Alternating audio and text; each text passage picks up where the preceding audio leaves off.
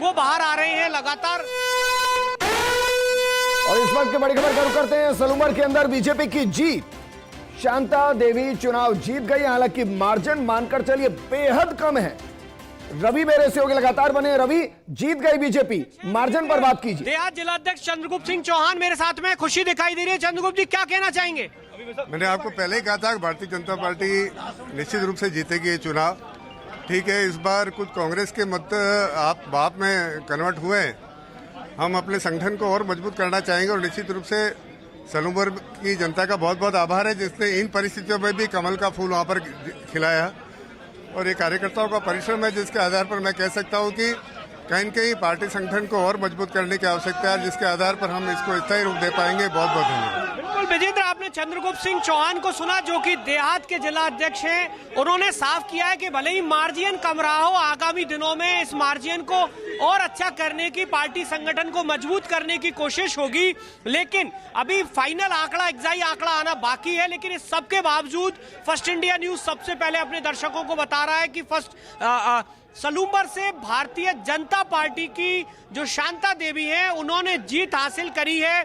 बेहद करीबी फाइट थी, लेकिन उसके बाद का ये जो नजारा है, भाजपा के जो कार्यकर्ता है, पदाधिकारी है, उनमें खुशी की लहर है।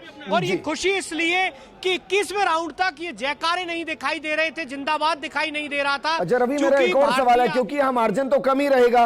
अब मेरा सवाल है कि जो होम वोटिंग होती है और जो ETBPS जो वोटिंग होती है, उसको क्या काउंट किया जा चुका है या उसको काउंट बाद में किया जाएगा? क्योंकि सस्पेंस है इसको लेकर सीट को।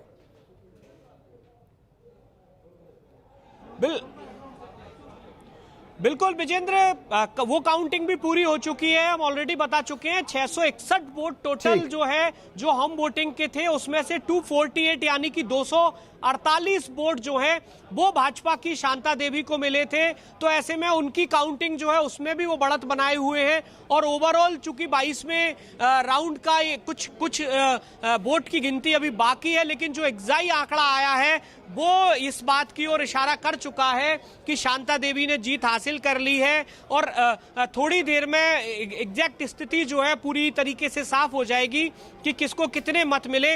लेकिन विजेंद्र, ये देखना दिलचस्प है इस सलूमर सीट पर कि जिस तरीके से भारतीय आदिवासी पार्टी ने टक्कर दी है, भले ही शिकस्त हाथ लगी हो, भले ही कुछ वोटों से हारी हो, लेकिन भारतीय आदिवासी पार्टी के जितेश कटारा को नजरअंदाज नहीं किया जा सकता।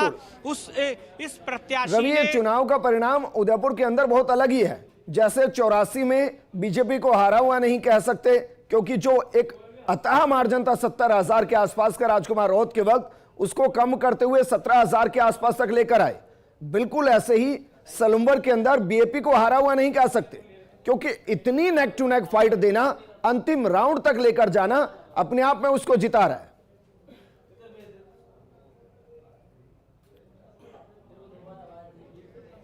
बिल्कुल विजेंद्र, इस बात में कोई शक नहीं है कि इस जीत में भले ही भाजपाई खेमा उत्साहित जरूर हो, लेकिन जैसा उनके देहात जिला अध्यक्ष उन्होंने कहा है कि मार्जिन कम रहा है, आगामी दिनों में संगठन को मजबूत किया जाएगा। ये इस ओर इशारा करता है। चूंकि पिछला अगर इलेक्शन की बात करें तब भी ये जितेश कटारा जो है उन्होंने बहुत अच्छी फाइट दी थी। करीब 51 हजार वोट जो हैं वो इन्होंने हासिल किए थे पिछले विधानसभा चुनाव में। तो ऐसे में आज की इस हार को, भले ही भाजपा बाप की हार को भले ही भाजपा मना रही हो, लेकिन बाप के जो कार्यकर्ता हैं वो काफी उत्साहित होंगे कि उन्होंने जिस तरीके से काम किया और जिस लेवल पर ले जाकर उन्होंने भले ही सीट हार गए। वापस आपके पास आएंगे, हमारे पॉलिटिकल एडिटर योगेश जी भी बने हुए। योगेश जी, क्योंकि जिस तरीके से सलूमर को जीता गया है वो बीजेपी के लिए बेहद मुश्किल भरा चुनाव ये रहा है, तो उसके पीछे की वजह क्या रही? दूसरा, 4 सीटें कंफर्म हो गई है लगभग, झुंझुनू, देवली उनियारा, खिमसर और सलूमर। रामगढ़ को लेकर आपको क्या लग रहा है? क्योंकि 17 राउंड वहां कंप्लीट हो चुके हैं और 4,000 से ज्यादा वोटों से बीजेपी आगे चल रही है।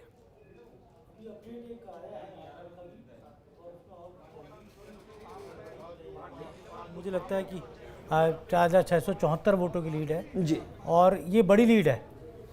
और कहा जा सकता है कि रामगढ़ भी बीजेपी जीत की ओर बढ़ रही है। तो एक तरह से 7 विधानसभा उपचुनाव में राजस्थान की बीजेपी और ख़ास तौर से मुख्यमंत्री भजनलाल शर्मा का जो मैंडेट था तो वो यहाँ पर जनता के बीच में गया। जनादेश था उनका, काम का जनादेश ठीक है योगेश जी, जनादेश मैं था। आपके साथ मैं रोक रहा हूं। रवि कुछ अपडेट करना चाह रहे हैं। रवि, क्या इंफॉर्मेशन है आपके पास?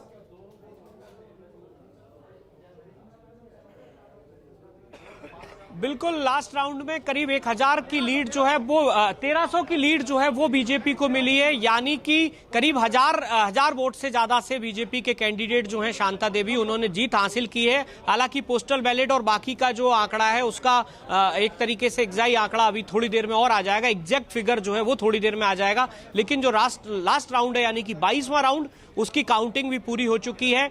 जीत की तस्वीर जो है वो ऑलरेडी साफ हो चुकी है।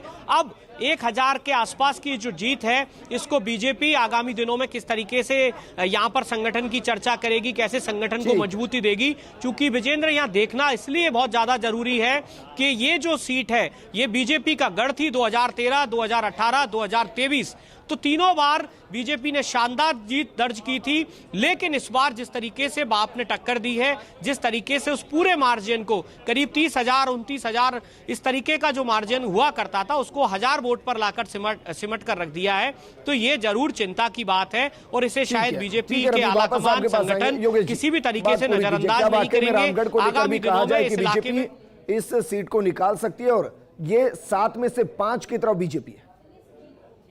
रिजल्ट कमोबेश बीजेपी के पक्ष में और झुंझुनू। कहा जा सकता है कि दो बड़े जाट लैंड पर भारतीय जनता पार्टी की जीत अपने आप में इसलिए अहम है क्योंकि एक तरफ हरियाणा के